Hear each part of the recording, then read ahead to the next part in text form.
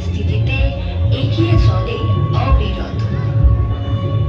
দেখো, চারপাশে উড়ছে অসংখ্য পাখি, সবাই একদিকেই অগ্রসর।